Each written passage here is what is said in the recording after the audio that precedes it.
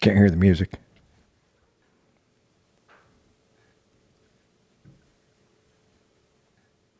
Can you now? We're live. No. No? Did you click the live button? We're live. The music's not live. Oh, hit the live button. Oh, you know what, boys and girls? I'm still learning this thing. Here we go. It's all good, brother. It's all good.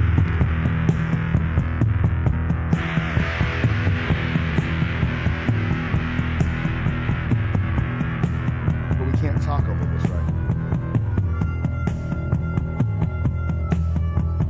We can talk over this. Right on.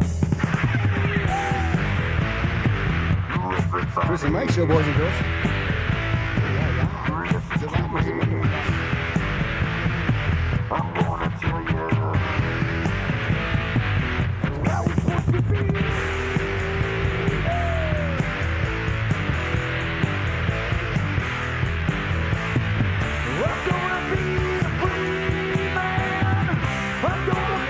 Welcome to the show. We're going to talk about random things and you're going to like it. And hey, thank you for listening, Germany. Germany, the pretzels and the warm beer. We love that you tuned in to us all the way across the giant pond known as, what ocean is that? That would be the Atlantic. Atlantic Ocean. Thank you for transatlantic airwaves, right? Because we're going over the Atlantic Ocean. Is that transatlantic airwaves? Is that how that works? Yes, but actually, There you go. That leads to a squirrel moment. Squirrel moment. It actually goes underneath the ocean. So, oh, no shit. Yeah. Most of the internet traffic is carried underneath the ocean by fiber optic lines. I just saw that, I don't know, maybe a week or two ago. Yeah. Wow. So hopefully nobody can go deep enough to cut that shit.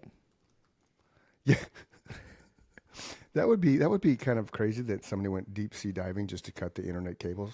Yeah, I think they're like way down there where, those people died in that submersible, Yeah, yeah. So basically they were just, this giant ship was offloading cable from coast to coast as they just trudged along, right? Is that what we're thinking? Yep. Wow. That's crazy, man. So yeah, that's how Germany's listening to us. Right on. I wonder if we sound like we're underwater, that underwater sound, one of those things. Because that would be interesting, right? That would be funny. Sound like you're in a fishbowl. It would sound like you're in a fishbowl.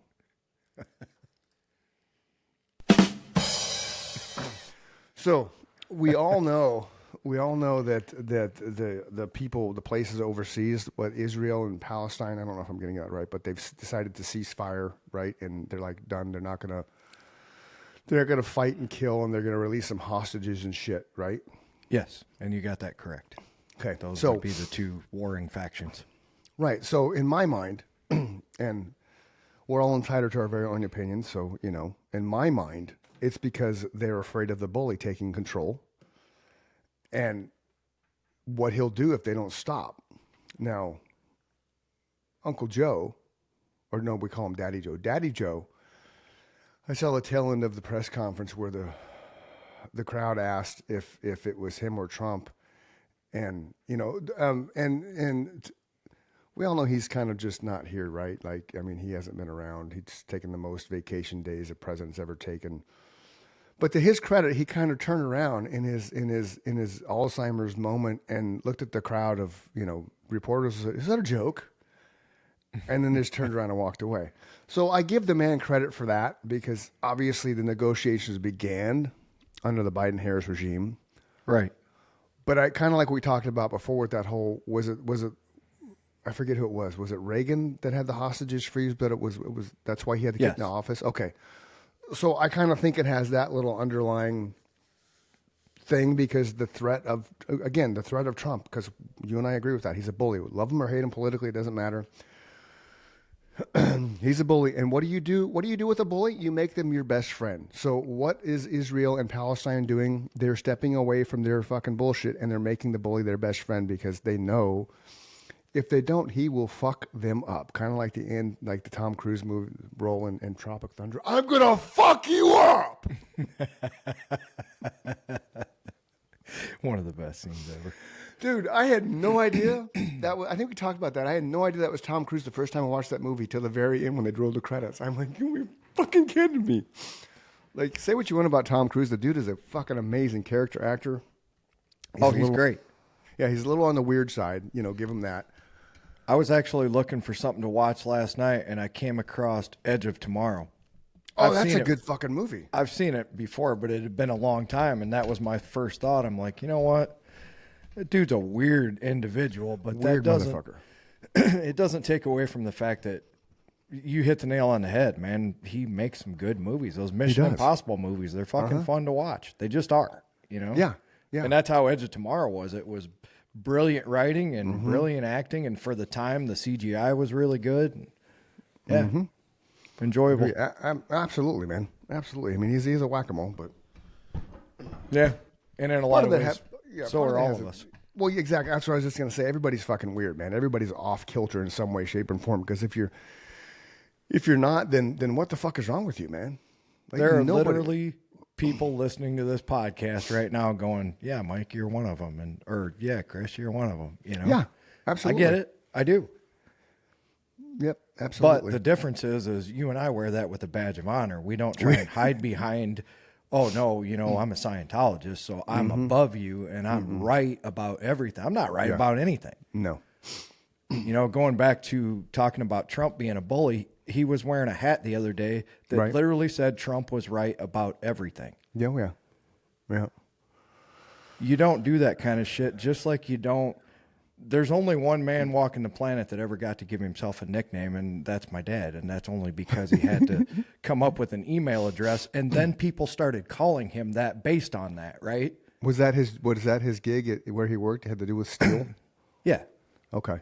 He also worked at Caterpillar, but he actually built the equipment, right? We just do fuel systems and stuff like that here in Pontiac, but where he worked, they actually built the biggest equipment that rolled out the door, so he got to see all that stuff. And when he got to the internet stage and he had to come up with an email address, he just called himself Steel Man, and it got shortened to Steel, but you don't wear a hat with your fucking name on it saying you were right about everything. You let other people tell you that. That's when you become cool, respected, right? That's when people admire you. Nobody admires somebody that says, oh, I'm the best and I'm right about everything. Agreed.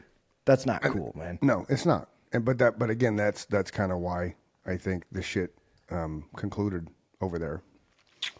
No, you're right about that. 100%. Just because.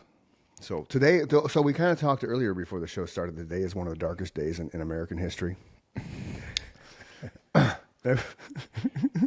hold on, I gotta check something real quick though, because this could be misconstrued. Okay, good. So I was making sure that MLK Day wasn't today because no. Yeah, I know, but see, the reason why I brought that up is because in history's past, when Nikki and I ran the rock and roll half marathon in Arizona, what was it on a Sunday? It always ended up the Monday after the rock and roll. It was a 3-day weekend because of Martin Luther King Day, so I just always so the date fluctuates depending on the calendar because the calendar always changes. Sure. That's how we end up at leap year. Yeah, so the darkest day in history in American. Well, I guess it can't be that dark because without the darkness, I wouldn't be here. So even though it's a sad day in the history of American history because my mother was born, I don't know how many years later than I was born. So obviously there was one thing that came out of that. I was going to say, see how you rectified that in your head? I did rectify that. Thank you. Flip that all the way 180 into a positive.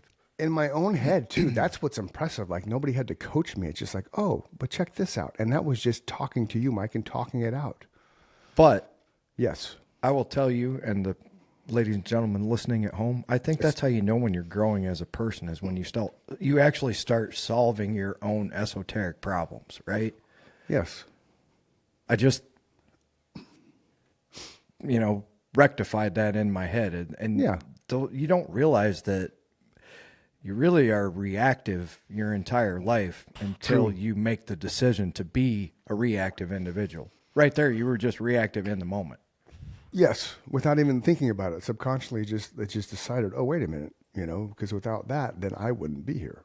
And that's where my mind was going as you told that story again. I'm like, Dude. well, wait a minute, because without her, you wouldn't be here, and I wouldn't be talking to you, and your kids wouldn't be here, and Right. Yeah, Nikki wouldn't have the life she has with knowing such a wonderful human like myself, and it's the whole grandfather paradox. it's the butterfly effect, man. Without the butterfly, would we all be here? I think not. So that leads me to a thing I just saw the other day that, are they physicists? Yeah, I guess they would be physicists. Okay. They have said if there was nobody here, Right. intelligent life, that they're pretty certain that the universe would not exist. So it's the whole tree in the forest, right? The tree falls in the forest. It's the tree in the forest. If there's nobody to observe the observable universe, in their opinion, it doesn't exist. Right. That made my brain explode. Why did it make your brain explode? Just for the sheer fact that we wouldn't be here because think about it, like the Big Bang Theory, okay, so it means that when you're not observing something, that's why you have to think it all the way through, right? Okay. So if you think that statement all the way through, when you're not there to observe it and no one is there to observe it, right, it's not there at any moment in time. That's a trip, dude. Yeah, I still can't wrap my head around it, but that's what it means. It means when nobody's there, it's really not there. So that goes back to the tree in the forest thing. Does the tree actually make sound when it falls down? Correct. If nobody's there to hear it. In their opinion, the answer is no. Okay. So I'm sure there's footage of tree falling in the forest without somebody around, that's fucking wow. Okay. Yeah, I never. You just answered your own question there. Yeah, because there was somebody there to see it. There was the camera there to see it, right? Yeah. Okay. Because I'm stammering for words. Stammering. I know I'm too stupid to think it all the way through. I'm just smart enough for it to blow my mind. I understand what they're saying. I'm just like, how do you figure that out? Right. So, because like when I was a kid, right, and being alone as much as I was because of being as sick as I was, and having to stay home from school, and like now in this world, if I was that kid, the CPS would be knocking on our door and fucking, I'd be flunking out of mini grades because of the absences and shit from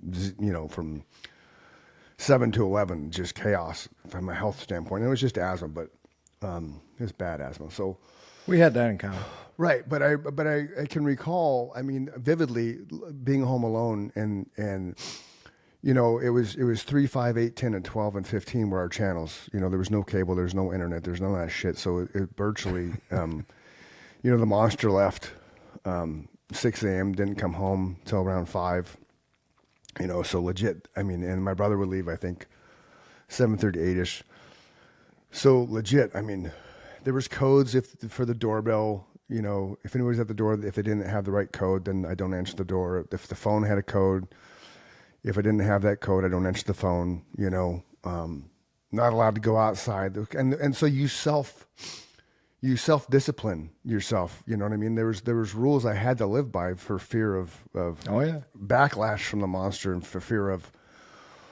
I guess she wasn't. Well, she was kind of a monster then. It started when I was 8, really, that I can remember. So, but that's part of the area that you and I grew up in as well. Right. Whether you had a overly, overbearing parent or whether you had a normal parent, the one thing we all had in common is we were raised to respect them. Very, very few kids got to just run wild, and you were always semi-jealous of those kids. You didn't realize that they were being abused and disadvantaged and not given a good head start in life. But, those kids were few and far between. Most of us were like you. We had rules we had to follow, and there were consequences to your actions. Yeah. Unfortunately, for some kids, they were physical. You know, mine were like you got grounded and you got privileges taken away and shit like that, you know? Yeah. But I also, like you, knew the flip side of the kids who were not so nicely dealt with if they didn't follow those rules. So I get it. Yeah. Yeah. Somebody's texting me. I got to tell them to leave me alone. Okay, so the actual quote was, according to quantum mechanics, reality does not exist when you're not looking at it. So this means that the universe may not exist if there was no one ever born to observe it. So it's two thoughts in one statement, right? The first thought is what I just described. If no one's looking at something, according to them, it really doesn't exist. And then they've just further expounded upon their statement and said, if no one had ever been born, then the universe may not have existed. But it's crazy to think that at moments in time, when no one's there to observe the observable universe, it's not really there. That's crazy. So, yeah, it's hard to wrap your head around that because you think about like the world is such a big place, right? The Like universe. Well, yeah, I guess the universe too, but the world itself. I mean, we're nothing. We're like a pinky nail, you know, in the universe theoretically, right? So we've gotten to a very existential conversation, Mike. I think this goes above our listeners' heads. Oh, no. We usually talk about music and rock and roll and, you know, the bullies, the anti-bullies, you know.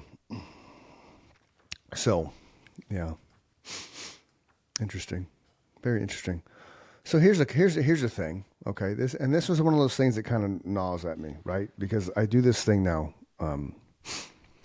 for people that I've worked with in my lifetime. I send birthday cards, anniversary cards, like all that jazz, right? Right. So this year I decided, hey, instead of sending like last year, they all got this really good cookie, and so I was like, well, instead of that, I'm going to do this. So basically, when they get their birthday card, there's a code. And it explains, hey, go get a free drink at Starbucks. Whether you drink coffee, tea, it doesn't matter. Just have a free drink on me. Oh, but by the way, when you get this free drink, do me a solid and take a picture of your drink and put it in your story and tag me just so, number one, I know you received it. Number two, when the receipt populates on my phone, I can coincide that with whose birthday it was, right? Because I have clients in Arizona, but I have clients all over the country. So I get this receipt the other day from Florida. And so I pull up my app, realize whose birthday it is, and I wait the entire day. Nothing. Crickets. Call the person. Doesn't answer, goes to voicemail. Hey, blah, blah, blah. Just wanted to make sure this was you because, there's specific instructions in this card. Now, and the reason I'm doing this story is because I'm going to ask you a question when I'm done with this. So the next day, still nothing from that person.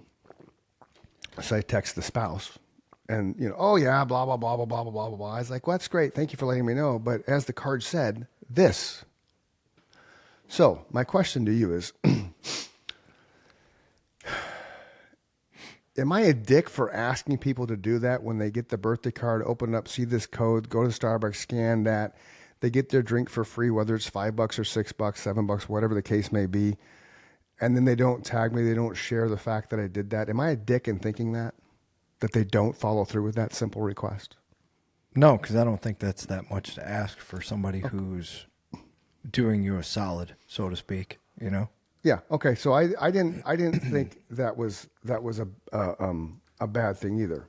No. I thought that was a legit, easy, just, hey, do me this so I know you got that. And the other caveat for that office is that one asshole that decided that he was going to get drinks and food because, he's just a dick, which, he's no longer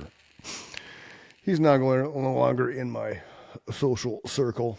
And I will say that eliminating that relationship, after how much I was used throughout it has actually, like, I haven't given that a second thought until randomly the thoughts like this come up in conversation. I mean, So I think for those of you listening, if you have people in your life that use you that are toxic, and every time you see that number come up on your phone or a message or a text or a phone call or an email, and it's just gnawing at your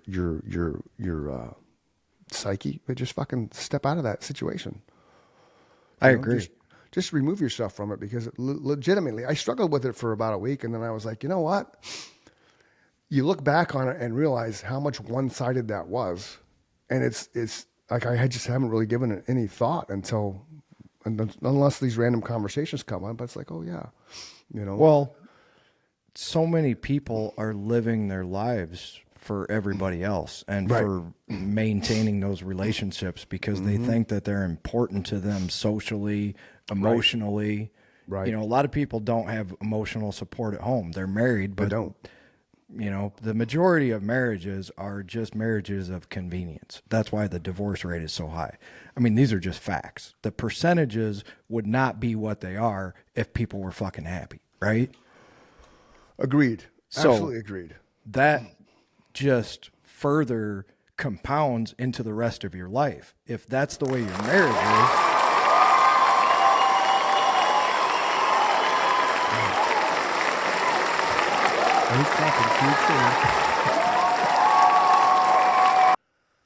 No, but I agree, 100%.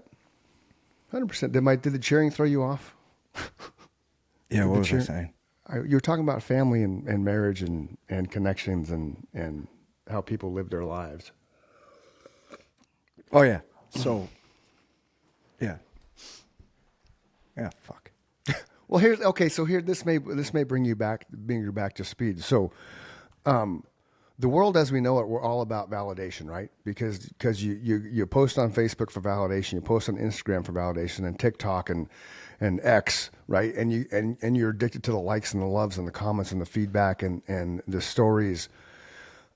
It's a reason why they're trying to ban TikTok, right? Because people go down that rabbit hole and they're down that rabbit hole for hours, right? Hours. Like I have certain little things I do every day.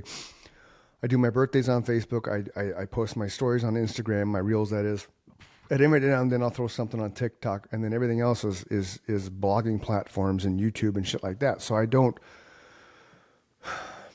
do it for the gratification of likes. Now I will look at the likes. I will look at the comments. I will respond to comments. Because I think it's good to engage in that conversation, even though it's a 2-second conversation, right? But I don't live for validation. And you kind of talked about that a moment ago where the way people are now, there's no real, I don't think there's true sincerity in relationships anymore like there was prior to the social media explosion. Follow me? No. Right? And I agree in part with the TikTok. Yeah. Just, I think it's mostly you look at the people who are in Washington right now lobbying to have their voice heard. It's Elon, it's Mark Zuckerberg, and they're pissed that TikTok is basically drowning the amount of people that are normally going to their websites. Facebook is not on anybody under 30 years old radar. They don't have Facebook. They don't use it. Right.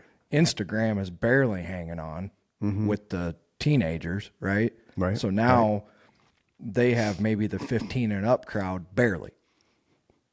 TikTok just took over everything. Where's all that money going? It's owned by a Chinese company, and that pisses those people off. I get it, Yeah. But here's the problem. And this is what people aren't giving any thought to because they, once again, don't think things all the way through. Where I was going with that thought was human nature. Okay. Somebody asked me recently what I meant by I've been a student of human nature my entire life. And what does that mean? Yeah. Human nature simply means that people are easily led. Most people want to follow the crowd, right? Right. How did Hitler kill 6 million Jews? Not because everyone was on the same wavelength. It was a few people had the same idea, and then everybody followed suit because it seemed like it was okay, right? Yeah. Why did everybody hate black people all the way up until a certain point? Because everybody else did, right? It was the cool thing to do at the time. So that's what I mean by I'm a student of human nature. I do not follow the crowds. If somebody says this is the way we've always done it, that's the worst thing you can say to me, because the first question I'm going to ask is why. Right. You know, especially if I see an easier way to do it. But I'm going to ask that for everything.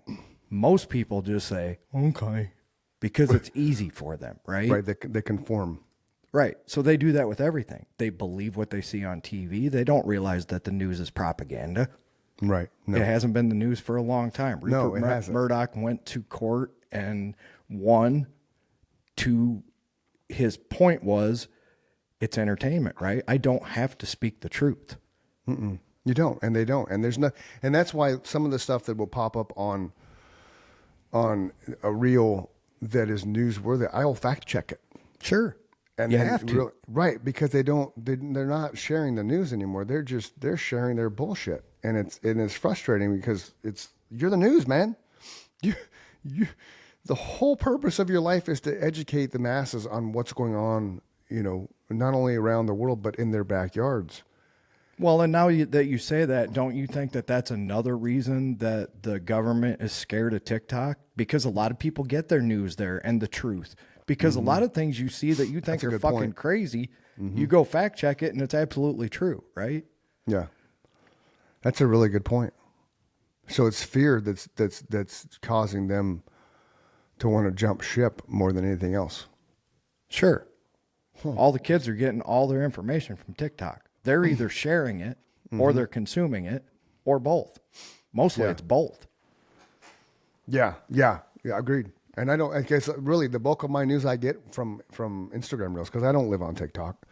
Tony Palmer, I don't live on TikTok, man. I'm barely there. I'm there occasionally, Leave poor Chris alone. He's going to be okay. He's not going to jump off the roof. No.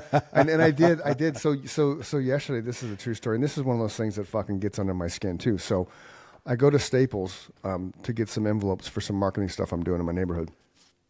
Is that where you saw that crazy fucking inventory thing? No, that was at Shopper Supply. Dude, man. I've never seen it. That was fucking crazy. See, there's another, we live in two different worlds because I'm in a super small town. Chris posted this reel. Was that on Instagram or? One of the two, yeah. So anyway, YouTube. Yeah, okay. So I'm going through your YouTube clips and there's a little skinny robot going down this aisle and Chris is taking a video of it and it's taking the inventory for the store. We don't have anything like that I know of. Yeah. But that was crazy, man. It was crazy, and that's kind of like. So anyway, you're at Staples. I didn't mean to interrupt you. Well, no, you're fine. But that goes back to like if the movie Maximum Overdrive with Emilio Estevez. That's where the machines take over. Like the AC/DC song title track for that album or that movie was "Who Made Who." Yep. And that's the weird shit that we're approaching. Like if by January 20th, boys and girls, you need to invest in artificial intelligence stock, regardless of what it is. Because here's what's happening. Trump is going to remove legislation that was preventing Elon Musk from taking that shit to a Terminator level. Okay? Nikki's reading this shit. I've been reading this shit. I'm sure you've been reading this shit or listening to it on the podcast. Oh, yeah. 100%. So if the AI revolution is the Bitcoin revolution, get in there now, even if it's only like fucking $1,000 worth of AI stock, get in there and buy it because you will regret it 20 years from now if you don't. Because everybody who doesn't have Bitcoin and the Bitcoin millionaires and billionaires. Yeah, here's a fact to support your your statement. Okay. If you had bought $500 worth of Dogecoin in 2019, it would be worth $2.4 million right now. There you go. And at one time, when it went up to 73 cents, it would have been worth like, I don't know, $4.85 million. And that's just going to keep going up because I think that's going to be the token that people use like dollars, Yeah. They're going to have to choose certain platforms. I agree with you about the AI stocks, though. Yeah, and the cool thing is Charles Schwab, for those of you Schwab it, Charles Schwab has like their own little mutual fund portfolio that you buy into, and it's heavily laden with what's topical and relevant. So that's kind of cool. Where it's my little thing I have with them that has. It's diverse, but there is AI stuff in there. Like on my other account I have for Ally, Well, I got an bought- ally account too. Yeah, so I love that. bought Apple stock like 2 weeks before it was rumored to split. Well, then it Okay. split, right? And then I just fucking ignore that. I have a lot of little bullshit in it. Like I own Coors stock because typically,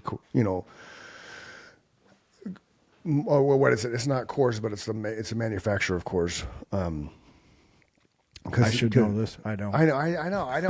I'm drawing a blank, man.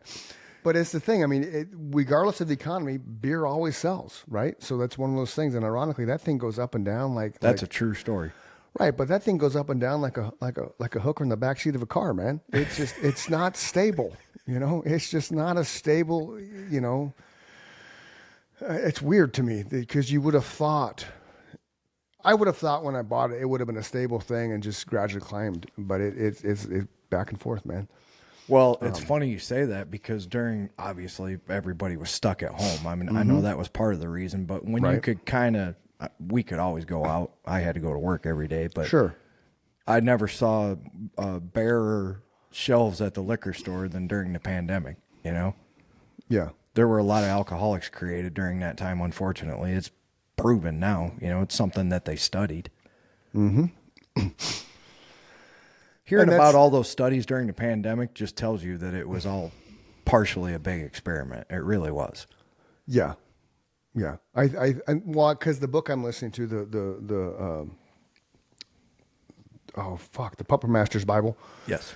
The chapter 9, they talked about a little bit about the whole COVID thing and the supply and demand and how it really wasn't so much a supply and demand issue. They would, even if they had the supplies, they were still just like, yeah, it's a supply and demand issue, even though it truly wasn't, which is just fucking weird, right? But it's the whole way that the government, whether you like it or not, the government manipulates on so many levels.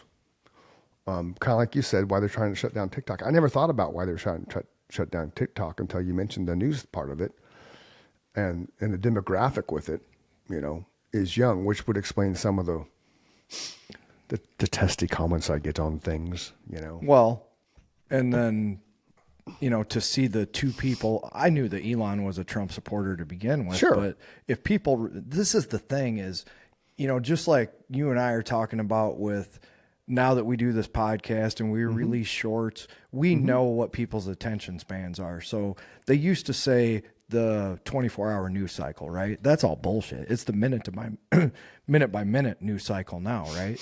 Yeah. So if people remember and go back and research the past, Zuckerberg was not a Trump supporter the first time he ran. No. He was vehemently opposed to him being in there. So for him to be, to put it bluntly, sucking his dick now tells me that he's scared that, his empire is going to crumble because he's seeing exactly what happened when he started Facebook. All the young people were on there, right? It was the cool thing to do. Yep. Now he knows as well as anybody, it's basically for people our age and up. That's it. Yeah. Like our age group is barely hanging on to Facebook. Yeah, and I think it depending on what I post, it depends on the interaction I get, and I've kind of fucked around a little bit lately just to kind of see, when I post something about little man or something family wise, there's a lot of engagement, there's a lot of interaction, there's a lot of likes and comments, things like that. Today I posted "Happy Friday, make today awesome, so awesome it's better than yesterday." One comment. Because it doesn't really garner any Comments. type of right. It doesn't Comments, likes, right, basically. right, Yeah. right. It's just a statement. It's like, hey, boom, But so what I was gonna share with you a moment ago, Staples getting stuff for a mailer that I'm doing from my neighborhood, and I pull up. It's a big ass parking lot. Like there's, 70% of the parking lot's empty, right? Okay. And this Staples is cool. It has his parking spaces right in front of the door, but I always park away and walk because walk people. It's not going to kill you to go, and I count my steps, so it's not going to kill you to take 67 steps to the front door. Staples, like fucking come on. That's another thing Steele taught me. Your legs aren't broken. No, you don't. He didn't want a door dig. Let's be serious, but Yeah, he you used to don't- say your legs aren't broken. Be thankful for that. Yeah, it's just kind of stupid. So, So I pull up and I get out of my truck and I spy a UPS vehicle, right? Okay. It bugs the fuck out of me, and I don't know why it does, but it doesn't. It always has. It always has fucking pissed me off. The motherfucker's parked in a red zone, and he's blocking handicap spot. Oh, we agree on this in spades. Yes. So all you huge have to do pet peeve. Yeah, so you just look to the left, because then I did, and there's so much open space in the parking lot. It's ridiculous. So I go into Staples. I don't know where this guy is, mind you, because he's parked between Staples and PetSmart. Okay. So I go into Staples. I'm looking up, trying to figure out where I'm going. Oh, there it is. So I go over to where I'm going to go. I'm looking for what I'm looking for, basically looking for envelopes. A big supply of envelopes, and I'm making sure I find the ones that I don't got to lick every single fucking one, because I have 450. I think I showed you these. Hold on. Holding on, ladies and gentlemen. We're going to have show and tell time here for the people who are just listening. He's going to show me what he's talking about here. I've lived in my neighborhood going on 5 years, and we have irrigation. Well, Okay. the problem with irrigation is so what he's showing us is an irrigation schedule. Yeah, For those it's a of you magnet. who are just listening. Yes. it's a magnet. It fits on any type of refrigerator as long as it's not stainless steel. So I needed envelopes to mail these out, because part of the catch with my neighborhood is you can't get to the front doors on probably 80% of the houses, because we all have acre plus lots, and a lot of people have fences and gates, and you just can't get to the front door. So that kind of trumps solicitors, and it trumps, door-to-door delivery. Sure. Well, I could go stick them in mailboxes, but then that's breaking the law. And I thought about, I'll just walk the neighborhood over a couple of days, and and then I drove the neighborhood a couple of times, different angles, different parts of it. I'm like, well, this won't work. I'm going to have to mail these things, right? So I go into Staples, pull up there. You see the UPS truck. I go inside, find my section. I'm looking around. I start finding something that'll work. And I had brought one with me just in case. So I found a box that I think would work. So I open it up and put the thing in, the magnet thing in, and it fits. I'm like, all right, cool.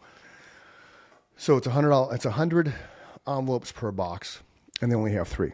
So I grabbed the boxes, and this employee walked by me, a female employee. I was like, hey.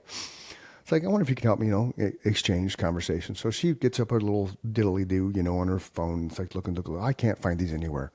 I'm like, well, that's unfortunate. Where, who else can we talk to? Because I really need 5 boxes of these. So she tracks down a manager, and so, he comes up, and so he's doing his thing. He's like, let's go to the desk. So we go over to the kiosk. I know this is a long story, but there's a point. I get to the manager's kiosk, and the manager's kiosk is basically walking to the Staples. It's parallel to the Staples. So basically his back's against the door every time somebody comes in the store, which is so bad from a security standpoint, but we'll just leave that for another day. So while I'm standing there, and I'm talking at least 15 minutes now in the store, because I had to find where I was going. I had to then scour the shelves of envelopes, and I started finding some that okay, well, that's gummed. Well, that's gummed. So if you don't know, gummed envelopes, I mean, you gotta lick that shit. Fuck that. Right, exactly. 500 envelopes? I don't think so. I got better things to lick, aside of envelopes. So, where's my drum roll? Doesn't taste like glue. That's the wrong one. There you go. Yes. I got better things to lick. There you go. Thank you. So, it's at least 15 minutes now, like at a minimum, maybe pushing 20, because again, I find what I'm looking for. I test out 2 or 3 different products, and then realize there's self-adhesive ones. And then I see the employee. Then I ask for guidance, and then they got to wait till the manager comes over, because you got to call the manager. Hey, Bob, I need some help over in printing. So Bob comes over, and starts chatting with me, and he's like, "Well, come to my desk." So at least 15 minutes. Can we agree on that from a timeline? Okay, Sure. So I'm at Bob's kiosk, and as I'm standing at Bob's kiosk and he's doing his thing, I kind of casually look to the left, and what do I see? Lo and behold, sitting on the back counter in the printing department at Staples, the UPS driver. Oh, nice. Sitting on his phone in the printing department while his vehicle is parked blocking handicap space. And by the way, there's 2 handicap spaces, and he made sure his truck came just to the edge of where the one car was actually parked in the handicap. So we're not going to we're not going to stereotype all handicap or handicapable, whatever you want to fucking call it, people that drive. You know, some of them are bad, some of them are horrific, some are absolutely fine, some of them are perfect. But in backing out of that space with a big brown fucking truck, like legitimately lined up, and if you're not watching the show, I'm putting my little fingers together like they're just lined up, like parallel. You're gonna there's a high probability that car is gonna back into the UPS truck the way it's parked. 100%. High probability, Yeah. or it's gonna be a struggle for that person to get out because it'd have to back up, turn type shit. You and I would be cussing, so they're going to be panicked. Yes. Right. So, the good citizen I made a caption video. And here's the UPS guy. Well, in making my video, I did a 360-degree turnaround and happened to capture the license plate because then, yes, boys and girls, I narked him off to UPS. Nice. Absolutely. I do the same thing with FedEx drivers. I've done the same thing with a pest control company when I was working out at Orange Theory in that complex. Shit you not, a pest control guy comes up and parks this way. He blocks all 3 handicapped spots with his truck, taking all 3 spots up the inappropriate parking way. And I said something to him because I was right there. I'm like, you fucking feel you need those 3 spots, dude? He's like, what? I'm like, every single one of those spots is handicapped, man. Why are you parking there? Well, is it your business? I said, it's not my business, but those are for handicapped people. People that for whatever reason cannot walk on their legs like we can, or have a mental disability, or something's affecting them to the fact that they have those special parking spots so they don't have to walk across the parking lot, whereas you can walk across the parking lot. And one thing that people don't let enter their mind, and this might change your opinion if you're on the fence. Exactly. A lot of those people that have those handicap placards are veterans people. Yes, they are. And they went and fought for your freedom, and for whatever reason, they have a handicap placard now. They got blown up somehow or shot or whatever. Yep. A large percentage of them are veterans. So keep that in mind when you're either parking there, which don't do that. You're an asshole. You are an asshole. 100%. There's no getting around it. If you park in a handicapped spot without a placard, you are a motherfucking asshole. 100%. Whether you like it or not, you're an asshole. So you are a piece of shit human being. Absolutely. So the more people that fucking call out FedEx and UPS and all these other assholes who feel entitled that they can park either in front of handicapped space or park on the fire lane, fuck you. If there's a fire, the fire department will go through your vehicle. I've seen it. They will take that fire hose, break your driver's side window, and fucking pull it through your passenger side window so they can put the fire out. You are causing other people chaos. I don't know. I fucking lost my train of thought, but just fucking don't do that shit. It's the same thing I saw last week or so driving open street, right? There's no divided median. It's traffic going both ways. It's a major road. I think it was Chandler Heights. Okay. There's 3 lanes, so I'm in the lane next to the middle lane because that's typically where I travel so I can avoid all the fucks. About half a mile down the road, I see a school bus stopped. Okay? His lights are flashing. The stop sign's flashing. The lights on the bus are flashing. Nobody on this side of the road that I'm traveling in is stopping. They are flying down the road, and the bus is stopped. That's one of the questions on your driver's test, man. Exactly. Like, what the fuck? It's now if it was had divided, there been a concrete barrier there, then you can keep going. But if it's open, you have to stop both directions. Exactly. Because kids might live on the other side of the street, you fucking morons. You fucking morons. So, don't be surprised if these things are shorts. Don't fucking park in front of a handicapped space. Don't park in front of the fire line. Oh, you should make them shorts. And stop when a bus is fucking flashing their lights. It's not. Oh, and then the emergency vehicles, fucking pull over, man. Yes. Pull over because that ambulance is going to save somebody's life sooner or later, because we all come in the world the same way we fucking leave. You're going to be in that ambulance, or that ambulance is going to be on its way to you, and some asshole's not going to stop, and it's going to delay the response of that ambulance driver to get to your house to save your fucking life, and you're going to be dead because of the karma you pulled 15 years ago by not stopping when an ambulance came by you. Amen, brother. Fuckers. I love it. These are all pet peeves of mine, too. And it started with the handicap, and that is for sure. Like, what kind of low life fucking... And who do you think you are, Right. You're not Trump. You're not the bully who decides to go wherever the fuck he wants to go. The I'll UPS tell you. driver. Yeah, go The ahead. only person worse than the guy who parks in the handicap spot is the low-life motherfucker who gets a placard and isn't really handicapped. Like they're using their grandmas or they're using their, that's the only person that's worse than the guy that just brazenly parks there because he thinks he's better than everybody else. Yep, absolutely. Absolutely. Just, you have legs, don't park there. And I'm sorry, UPS driver, if you got to push your little hand truck another fucking 20 feet, fuck you. You're getting paid.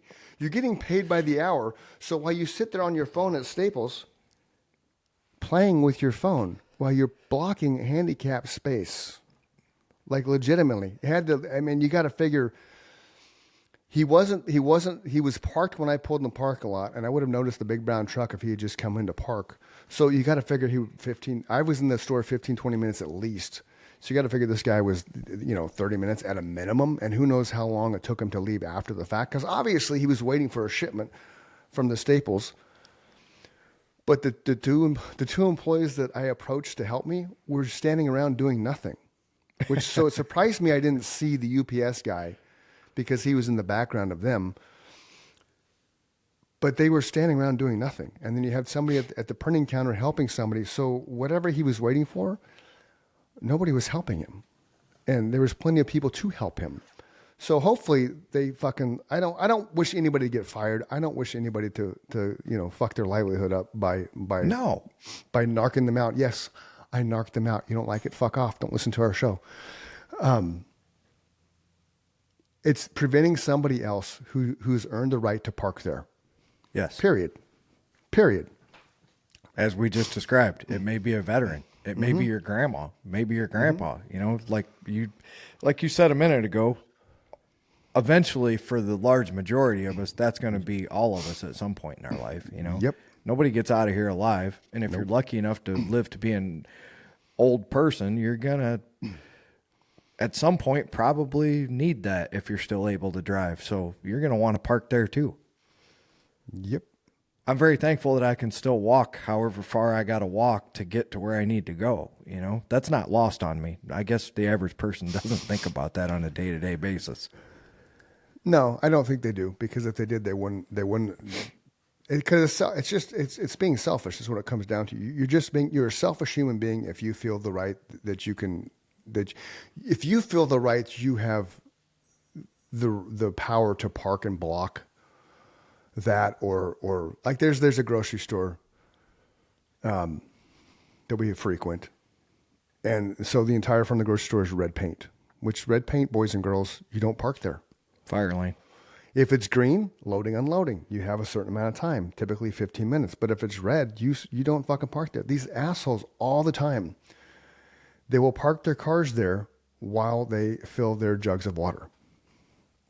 There was one day blew my mind. Okay, there's one of those coin machines inside the store, right? And as we're leaving, you notice this car parked in the fire lane with the passenger door open and it's running, which I was like, that's fucking weird, right? So I kind of looked and like, you see nobody. So it kind of like, what the fuck? Why is that car running? The door's open, nobody's in it. There's nobody at the water filling station, those big igloo water things, right? I don't know if you have them in Illinois because it's so cold. In the bigger towns we do. Okay, yeah. So they're in the store, because then my head just swivels and I see these people in the store at the coin-op machine, and I just happened to look at the right exact time when the person went like this outside. Is my car still there? I looked at Nikki, I was like, I should take the car around the parking lot. She's like, what are you talking about? I was like, explaining to her. She's like, no. I was like, but how funny would that be, just to drive the car around the parking lot and park it, somewhere that they could still see and be like, what the fuck? So once again, I think I'm weird, but when I see that kind of shit, I'm thinking, imagine yourself inside that grocery store. And God forbid a fire breaks out. Yep. And the fire department shows up and there's 3 cars filling their fucking water jugs. And now we got to move the cars before we can get the fire trucks in to save what is there inside a grocery store in Phoenix on a typical day in the afternoon? Probably a couple hundred people. Yeah, easy. Right? Yeah. At every grocery store. So now you're in line there and we all got to get out the front and the fire department's got to get in. Right. And we have to move 3 cars. That's where my mind goes. Right.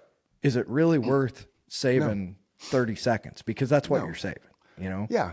You're saving the amount of time it took you to walk the jug to the water dispenser and the amount of time to walk it back. That's all you're saving. Yeah. And most You still of the got time to fill the fucking jug. Right. And you have a cart anyway, because you know more, like I could carry the water cooler thing, no problem. But most people that I've witnessed there, they have a cart with them because they can't. Right. So just fucking park your car, take the jugs, fill them up, put them back in the cart, and go back to your car. If I was a cop, I would be that cop. I would be a traffic cop, and I would relish in the fact that I would purposely fucking drive shopping centers, shopping malls, strip malls, looking for motherfuckers in handicapped spots, motherfuckers parking or standing in the red lane, because they're there for a reason. It's not a suggestion. Now, the speed limits, those are suggestions, right? You can go 65 all you want, but if everybody else is going 85, you better fucking step on your gas, man. Yep. Speed limits are suggestions. There's no way around that anymore because nobody pays attention to it. Why? Because cops are not on the freeways. I drive a lot, and I've probably in the last month, for the amount of mileage I drive, maybe 3 cops pulled over somebody on the freeway. Maybe. Well, let me tell you, kudos to the state of Michigan, because to your point, I mentioned a couple episodes ago, when you cross over to mile marker 1 in Michigan, you better be going 80 or 85, because that's the flow of traffic, right? Yeah. But the state police in Michigan understand that. So as long as you don't appear to be a danger to anyone that you're driving around, you drive right past them. They don't even fucking move, because what they're looking for is reckless driving tickets, right? Yeah. 90, 95, 100. I think you mentioned it a couple episodes ago. You'll be going 80 miles an hour and people are passing you like you're standing fucking still. My dad and I talk about it all the time, because like you, he drives a lot. Yeah. It's fucking insane, man. He says, I'll look down, I'll be doing 78, 75. And he said, somebody will go by me and they'll be gone. Yeah. You know? Fucking gone. So they have to be doing what, 100, 110? Oh, easily. You're not a trained race car driver, ladies and gentlemen. No. No. And it's insane. And then, or you have the ones that are in, like I had a couple of days ago, I had somebody in, I went to a friend of mine, Troy Campbell, invited me to the Rotary Club of Mesa, which is pretty cool. There's been a void since I stopped doing the Paz de Cristo because of all the bureaucratic bullshit, you know. But the Rotary Club, all they do is support the communities, and it's volunteerism and stuff, and ways that they can benefit and help the community that I had a friend that did that for a while. Yeah. It is pretty cool. Yeah. And this is the group, okay? There's probably 30 people in there. And they brought up the California wildfires, right? Is it a wildfire? Yes. Yeah, because That's wild what they're and it's calling burning. it. Okay. I was thinking, because here the wildfires in the mountains usually, so that's why I had to second guess myself. All the Rotary clubs in Arizona are collecting funds to send to the Rotary clubs in California, so then they can disperse it accordingly. Understand that, boys and girls. I'm not sending it to the Red Cross. So that's got to tell you something about the Red Cross. Agreed. Red Cross has 7-figure CEOs. How do you think they make their money? It's not because it's a paid position, or, you know what I'm saying? So they asked the question, who's willing to give $100 to donate to California wildfire? Every fucking hand went up. I mean, without even hesitation. It was almost like if you had a puppet master in the back room and everybody had a string tied to their wrist, and then and every hand went up. It was that fast. And it's nice to see that, because me especially, I can get lost in how fucking stupid and selfish and egotistical and, you know, just human nature again. Yep. But when I witness something like that, that's not lost on me either, because then you have to say there is still a lot of good people. And I think, honestly, I think the majority of people are good. You just get inundated between the internet, and if you watch any amount of news, and most people do, right? So they're being inundated with this negative. Everything's bad. Right. You just described a beautiful moment of human nature, because it wasn't one person raised their hand and then everybody raised their hand. Right. Instantly, everybody's like, yes, I want to participate, because that's horrible. And it is. Yeah. Yeah. The thing that made me the maddest about that is the way that was covered too. It was this blame game, you know? Oh, yeah. if Oh yeah. they don't do this, we're not going to give them that, right? Yep. That's not the moment in time to have that conversation. That conversation is made to be before or after. Right. But in the event, these people lost everything. I don't care who they are. I don't care if they're rich, poor, black, white. It doesn't matter. They're people, right? Yeah. We have to start with their people. Yeah. I don't care that they're rich actresses and actors. That doesn't matter. They lost everything. Everything. Imagine. Does it matter that you still have $30 million if you lost the last 50 years of your life? No, absolutely not. Think about it. Mothers, fathers, all your pictures, everything, everything that you've ever thought that meant anything to you in your life is gone. Yeah. Now, does it matter that you have money? No. I mean, the benefit of money is you can recover quicker than those that can't. Sure, but that's it. you're going to we talked about this Wednesday night at my brokerage, because every Wednesday night we have a thing called Fireside Chat where we talk about relevance topics and real estate and things like that. So we in Arizona know there's going to be an influx in California, more so than usual, because people that just choose not to. I thought about that. You know, how many people are going to choose just not to rebuild there because this is their chance to start over, right? Well, and think about it. The city of Paradise in California, they burned down a while ago, right? They're still recovering from that, because not only do you have to clean up the debris, but then you have to test the ground soil. You got to test the water, because all that fire shit, all the retardant, all the stuff they drop, everything comes out of the fire hoses, and the fire itself and all the shit that melts and burns, it goes into the ground. When it goes into the ground, it gets into the water table. When it gets in the water table, it fucks with the water supply. So you're talking 3 to 5 years before they even will begin to start cutting settlement checks, because they have to test all that shit. And if you have a house that's valued now in California at $6 million that burned down, but you bought it for, $800,000, 20 years ago, your insurance is only good for $1 million. You're fucked. Sure. You're absolutely fucked. And then I don't understand it completely. State Farm canceling policies and walking away has something to do with the way California structures their homeowners insurance. So everybody, and I was kind of guilty of the thing. Well, fuck it. Well, if State Farm just canceled, why not just get another policy from Allstate or fucking whoever the hell is out available for insurance? It's not that simple in California. Apparently, the regulations and shit and their rules and restrictions and whatnot. Some kind of weird state thing. I don't remember what it's called. So I'm not talking out of my ass per se. There's something that.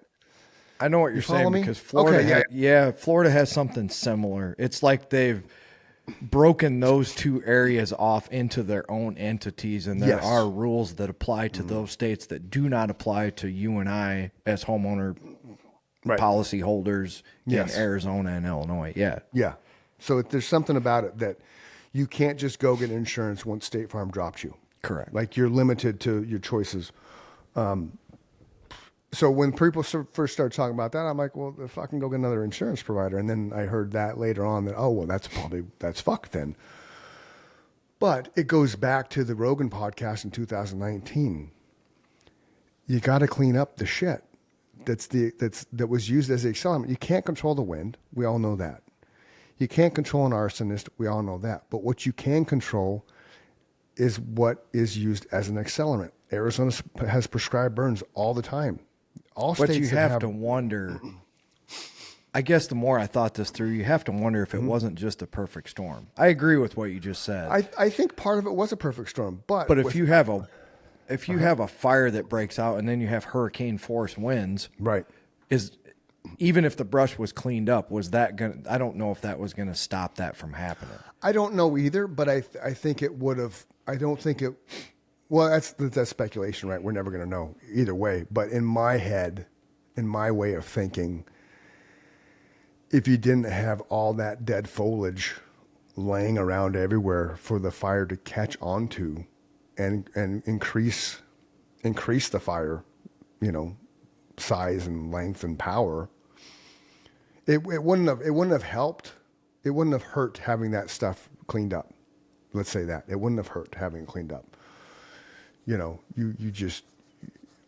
It's like Arizona's northern Arizona, right? When it's a drought, they prescribe burn, and you'll see it when you drive up there. There'll be an entire section on one side of the road, it's a weird little, like just a giant line, like a 20-foot line of just black, and it goes up and down the mountain. Well, they did it on purpose. Right. Fucking on and purpose.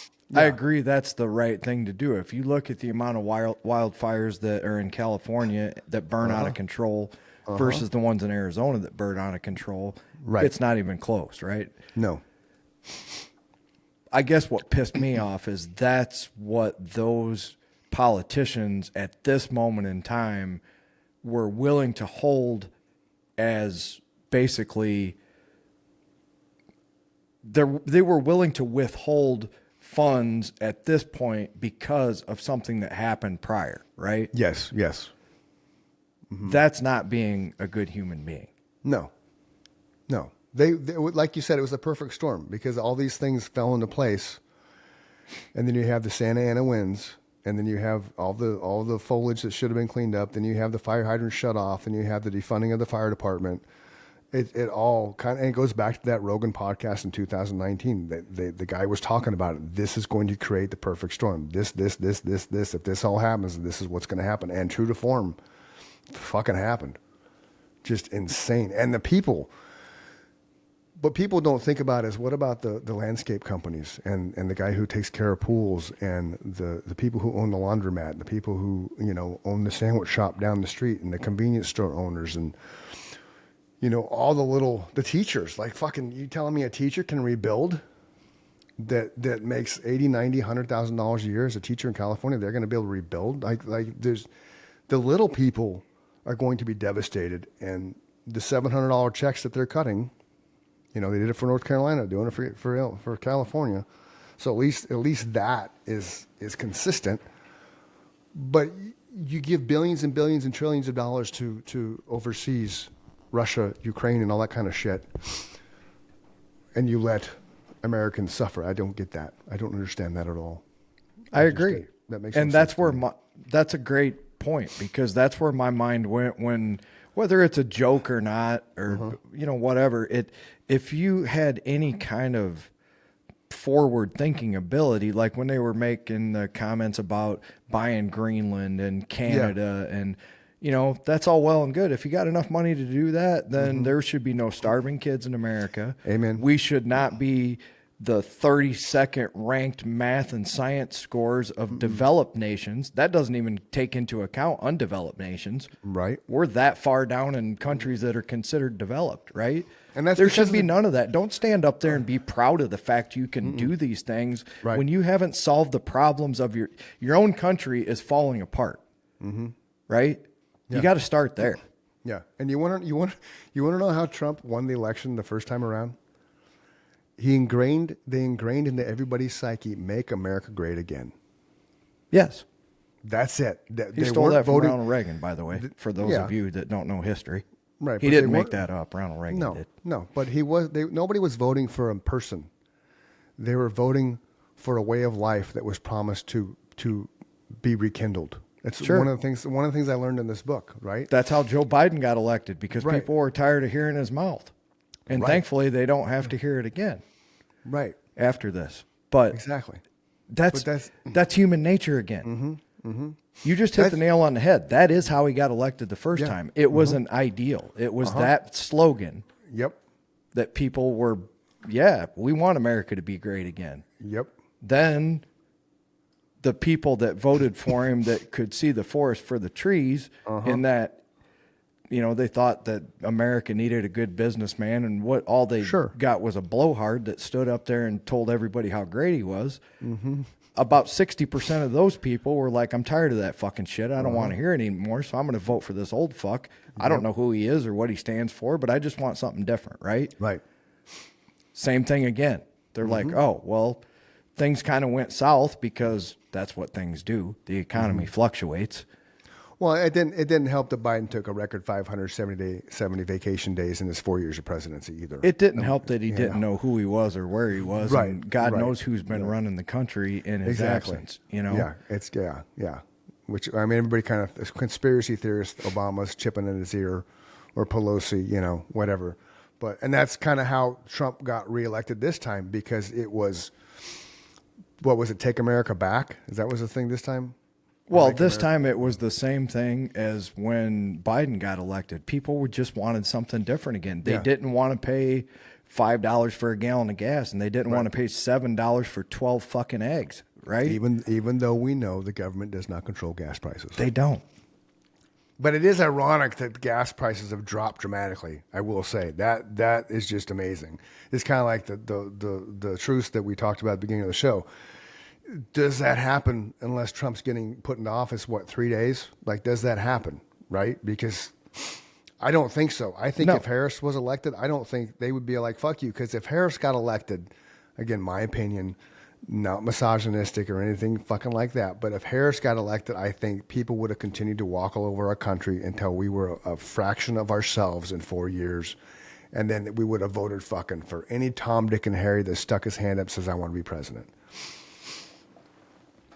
That's probably true. You know, and that could have been The Rock deciding, oh, I'm going to be president. We're going to make everybody get all pumped up. I vote for The Rock.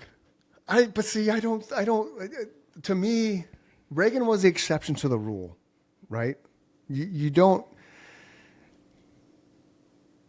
actor shouldn't be a president. Reagan was the exception because he started as governor in California, and you know, I'm not old enough to remember every nuance about Reagan's presidency. I think it would add legitimacy to the title if every president was an actor. Why is that? Because that's what they are anyway. Well, this is true. Well, they're puppet masters, man. That's what they do. You know, and they're not even corporations run this country. Oh yeah, lobbyists, absolutely. It's the joke that we all made when we were kids. You know, he who dies with the most toys wins. Yeah. So the United States government as a whole is what, $28 trillion in debt now? It just keeps going up as we talk. Right. And then you got corporations like Apple who are worth $2 trillion. Uh-huh. So who do you think's making the decisions? Oh, yeah. Oh, it's lobbyists, dude. 100%. I got all the fucking money and you don't have anything. Mm-hmm. Yep. No, I might let you have a say, but to have any thought of accepting your opinion, right? It doesn't make sense. You know, I don't think people are. I think they think that the government still is what the government was 100 years ago. Yeah. You know. Yeah, I think so. Here's a funny little way to frame things. This is another thing I've been learning. So when you say, you know, taxes, right? You got to fucking pay taxes, and you know, tax debt, tax relief, all that kind of jazz, right? And I think they should have to show you where that money's going, by the way. Oh, I agree. So people hate paying taxes, which I get. But what if they spun around to say, you're not paying taxes, you're investing in the public? Because what do our taxes do essentially? A lot of it goes back to your states, right? The roadways, the schools, the fire department, the police department, the emergency services, the nonprofit kind of sector stuff like hospitals, et cetera, et cetera. Well, that's an interesting point because right? I think that's how Denmark must frame it, because Denmark is one of the most socialistic spots on earth. They pay, I don't know, upwards of 90% of their income in taxes. Wow. But year after year, it's voted one of the happiest places on earth to live. Really? Yeah. Huh. Why? Because of what you just described. From little kids, they are, you know, brought up to understand that the money they're paying to the government is providing these services, right? They have some of the best health care. They have some of the cleanest streets. They have some of the most sought after entertainment destinations, right? It's beautiful. Japan is another example.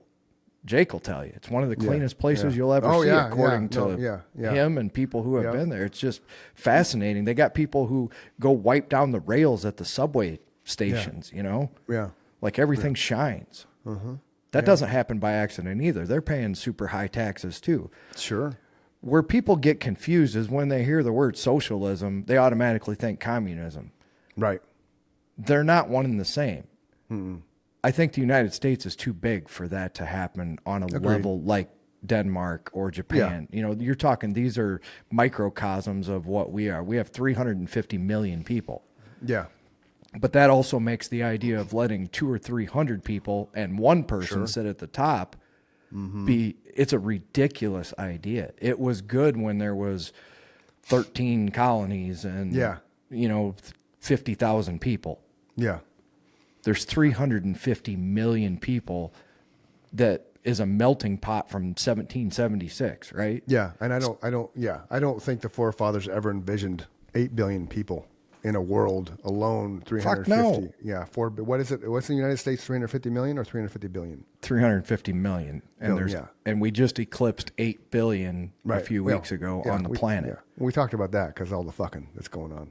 I don't think the founding fathers ever envisioned that we would never change a single fucking thing, right? No, probably not.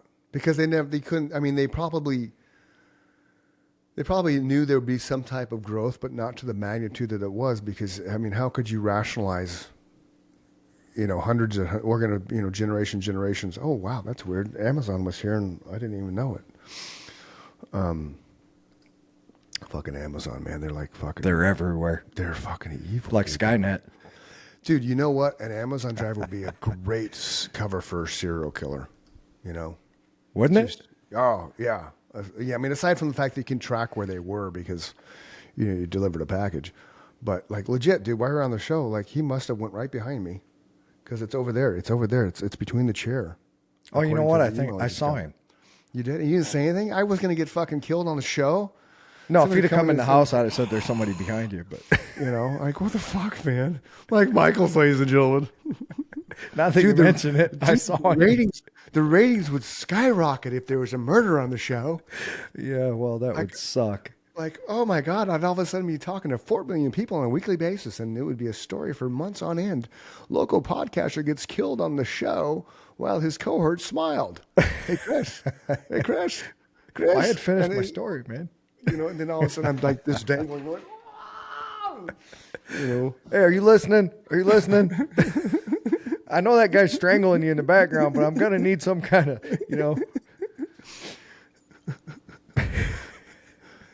Hey, Chris, hit the applause, man. Hit the applause. The guy's back there. Come on. Just give him some applause or something while you're sitting there so we can, there you go. There you go. There you go.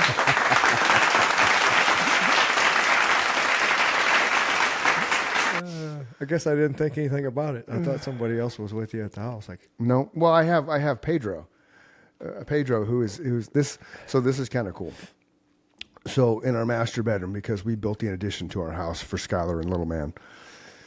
So you have the exterior of the home, and then you have the addition built. The reason why we attached the addition to the house is because it was less expensive. Because our luck when we started doing this, it was the prime time of COVID. So what was supposed to take 3 months took a year and a half. But so one of the things we didn't do was add an extra layer of soundproofing insulation inside the master bedroom, because you have the master bedroom, which was the exterior of the house, and then the addition was right up against it. Spray foam insulation, drywall, and then kitchen cabinets and stuff. So it created a sound barrier to an extent. But because we don't have soft closing cabinets in the addition, Trip being an 18-month-old, what do 18-months-old like to do? Prime example. Open and shut cabinets, because they like to see them opening and shutting. Okay. Fun little story with Trip. Last week we were watching him and Anthony for a couple hours. Sky and Michael Eugene Fry Jr. went to go get his clothes for the wedding. Trip keeps taking me back to their house, opening the door, shutting the door, looking out the window, saying, Dozer. And then he would open the door and see Dozer wasn't there, go out the door, go yell for Dozer. Dozer's the dog. So then Dozer the dog would come back towards the addition. So Trip would take me back inside, shut the door, look out the window, say, Dozer. I was about 10 minutes of this. I'm like, dude, we got to stop this shit. It was like Groundhog Day. But Trip was laughing every single fucking time. He'd look out the window and look out the door and call. It was the funniest thing for him. He's an 18-month-old, obviously. So he likes to open and shut shit. Like, he comes to our house, he automatically tries to open the fridge, open the pantry and shit. He just likes to open and close things. So Skylar, because she doesn't relish the pattern and the consistency. Like, when our kids were growing up, 8 o'clock bedtime, in the bed, reading the stories, lights out, 8:30. Skylar doesn't subscribe to that shit. So 11 o'clock Trip's up. Ding, ding, ding, ding, ding, ding, ding, ding, ding. So Nikki, every now and then, will fucking text her like, what the fuck are you doing? It's 11:30 at night. I have to get up at 4:45. There's fucking all these cabinet doors are shutting. Stop it. Oh, that's Trip. Well, what the fuck is Trip doing awake at 11:30 at night? Amen. So I've been getting estimates on how to add an extra 4 inches of wall, which we lose 4 inches in the bedroom, but to add another layer of soundproofing. So one guy was $1,700. It'd take him 2 days. I'm like, yeah, okay. One guy in the neighborhood who's like, oh, I've been working for the man. Now I want to start my own business. Motherfucker came out, wanted $4,700. Okay. You just did some remodeling to frame an 8-foot by 17.5-foot long wall. No. With insulation, and I got the R30 insulation, motherfucker. 3/4 inch drywall, because thicker the drywall, better the sound barrier. $4,700 for that shit. That's this ridiculous. guy Pedro, he posted something online one day, Facebook Marketplace. Messaged him like, hey dude, can you do this? He comes out and looks like $1,500. You pay for materials. My materials cost, take away the delivery fee, okay? So $240 for 20 2x4s, 8 sheets of drywall, and 1 roll of insulation. But because I got the R30, I actually needed about 4 more. So he spent $190 one day. So you have $240 plus $190 plus $61. So $490 of material, and his labor cost is $1,500. That's far more reasonable. And his work is fantastic. I'm like, he moved lights. He moved outlets, because once we were doing this, we're centering the room, because when we filled up the wall, it covered the window. There's a window. The last window that went outside is where the refrigerator, I think, is now in the addition. And I've been taking progress photos, so then I'll make a video when he's all said and done. But so you ended up doing this wainscoting thing, so it's gonna just class up the bedroom like you wouldn't believe. For less than $2,000, and this fucking guy in the neighborhood wanted $4,700. I'm like, dude, we talked about it before. I'm like, dude, you're fucking crazy, man. And that was just to do the wall, right? Yeah. That wasn't the wainscoting or no, but but all the wainscoting is trim. All you're doing is taking. I understand. Yeah. I mean, you got to know what you're doing, but the materials is minimal. Right. But that guy wasn't even going to do that for almost $5,000. Is my point. Yeah. Right. Yeah. He was just going to do the insulation in the wall. I think we added that to him, actually, when we were talking to him, because Nikki had that idea. But yeah, it blew my mind that $4,700. I mean, I respect you got to make a living, that kind of jazz, but you're not going to be a millionaire off of me. It's like when a contractor shows up to the house. That's a good steal line right there. You're not getting rich off me. No, and the thing is he doesn't, and I'm like him. I don't mind paying. Right. I'll pay a fair price. I don't mind paying a fair price, even if it's what I consider a lot of money for something that I am completely not capable of doing, but I'm not willing to get ripped off either, Yep. So like you said in the last podcast, you really do have to get a minimum of 2, and really you should have that third quote to pit the 2 against, right? Because then you have usually the high, middle, and low. Yep. So you found out that almost $5,000 was outrageous because one of the guys that showed up was $1,500 for the labor plus materials, right? Right, and the thing is, he's a really good kid. He works by himself, and he has been on point with every single thing he's done, and he's asked questions, and it's just legit. Like I couldn't be more impressed. Like I've given his name and number to a couple people in the neighborhood because he's that good, and he cleans up after himself. And like he said Thursday he'd be done, but because of he had to do some sanding and stuff, and he had to paint and stuff. He's like, I'll be done by Friday. I'm like, that's cool, dude. I don't care. Shows up every day at 8 o'clock, 8 to 2, because he's got a life, right? So he's here from 8 o'clock to 2, and every single day he's completed a phase of it, And there's no way really he could have done it in 2 days, like the one guy said, because when you put the drywall up, it all has to dry. Sure. And all the texture and the not the texture, but the drywall mud and shit, that all has to dry. You can't rush it. No. you know. So the first day he framed everything, put in the insulation, and the insulation was sticking out, you know, probably 3 inches from the wall. So once they put the drywall on, that just fucking vacuum seals that shit. So that's the same way as the guy that laid my floors, man. When he was recommended to me, the guy that recommended him said, you know, he works by himself and he does it on the side. And he's retired and he's going to work as many hours as he wants to work. And you just got to know that going into it, right? But he said, you can come over to my house and check out his work and decide if that's something you're willing to deal with, because the end result is fantastic. And of course, that's something that I was willing to deal with because I wasn't in a hurry. Right. And for sure, the end result was way beyond my expectations because I had floors that were laid uniform, right? So they all look like they were the same length and width apart. And he gave me the option to do a random pattern, which made it easier for him and actually looks better in my opinion, you know? Yeah. When random things are random as crazy as it is that I'm OCD, that uniform floor always drove me nuts. I'm like, it would look cooler if it was like a cabin feel, you know? And that's what the random pattern does. It gives you more of a cozy,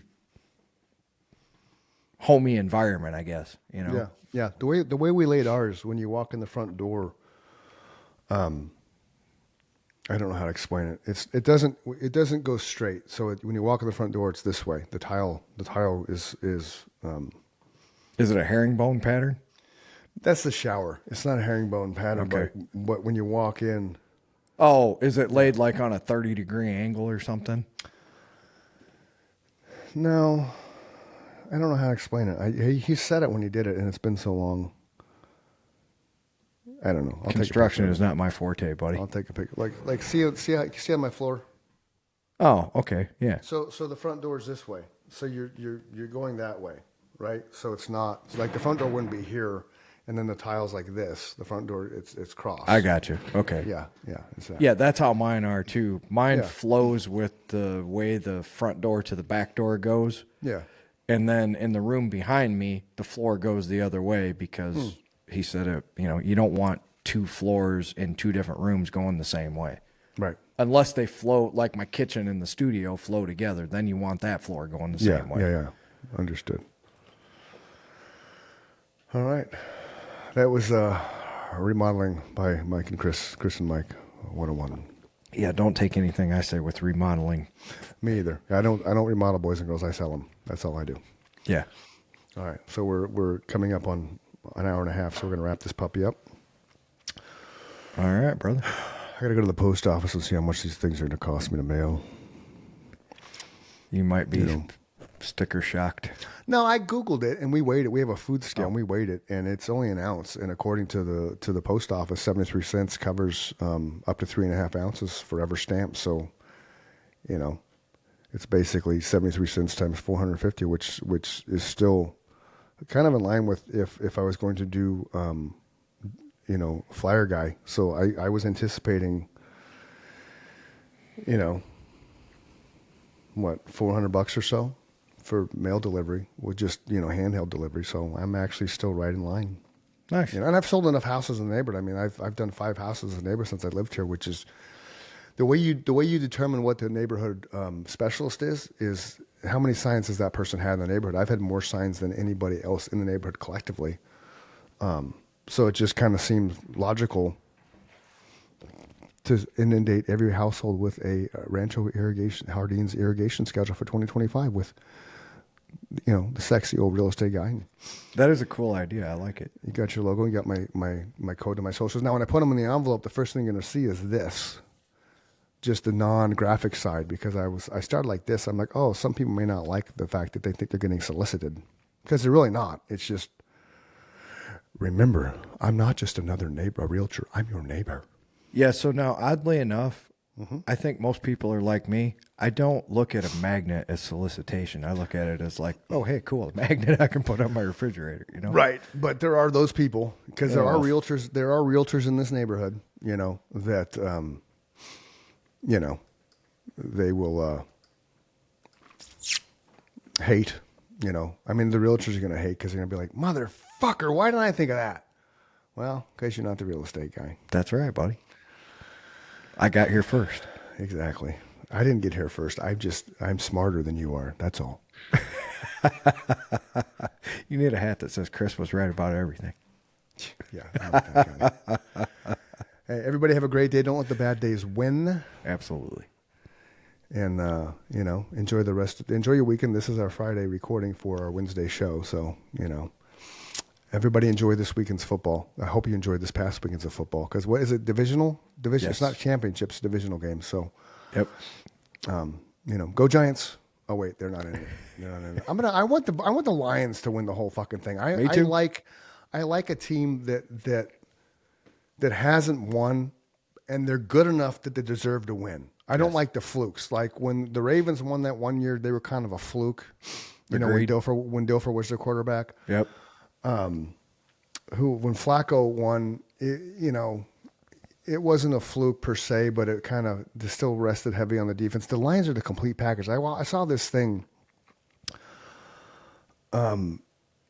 Their coach actually turned superstar players away that wanted to come play for him because they didn't fit his culture. Yep.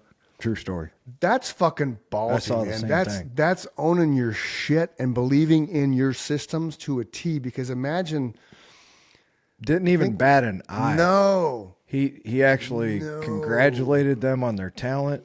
I'm not saying that you're not talented, but you are not going to fit with this organization. That is why that team deserves to win the whole fucking thing, because where they've always been and where they can go, and they're good enough that I think they're going to be in the conversation for the next 5-6 years as long as they can stay healthy and they keep their coaches and stuff. I think from a coach of the year standpoint, it's got to be the Redskins, because they went from absolutely shit 4 wins to actually made it into the playoffs. And Jaden Daniels is another great story, man. Offensive rookie of the year for sure.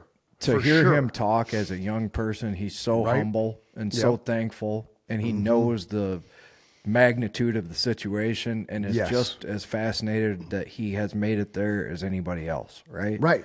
That's what makes him successful. Right, because he's humble, because he's not, and love him or hate him, Patrick Mahomes, he works his ass off. He's very humble. They just had their 3rd baby. Poor guy's got daughters. I don't know how you could hate somebody that is so passionate about what they do, man. I mean, because I know there's all these fucking conspiracies that they're getting, and who knows? Maybe the NFL is like the WWE. We don't know. It could all be scripted, but we all watch every week, so we're as guilty as everybody else. So I don't think it's scripted, because if it was scripted, the Patriots would be 19-0. You know what I mean? The Patriots would be 19-0 because that. Yeah, but they're not. So if you watch those reels, the conspiracy is that they're not the Cinderella story anymore. Now it's the NFL has chosen the Chiefs. You always got to have a You always got to have a Cinderella team. You got to have a bad guy team. Yeah, right? You got to have a villain. Yep. If you don't have a villain, the story there's nothing for you to watch. There's no way to keep you engaged in what's going on. And I almost think the Lions is like an X factor. They're like, I think they kind of fucked the storyline up a little bit. It's like, hey, wait, we got this feel good story going along. You're screwing us up, Right, but feel good stories. If the Lions, mark my words, if the Lions go on to win the Super Bowl, I hope they do. You're going to have an entire country who is going to get behind that single moment for that day, regardless who they played, because it's a franchise that has come from shit. Like, they had one of the greatest, if not the greatest, running backs of all time in Barry Sanders, and they couldn't get over that hump. Agreed. They've had some amazing coaches, very charismatic, that pulled in the fan base. Them and the Saints were the paper bag teams for fucking so long.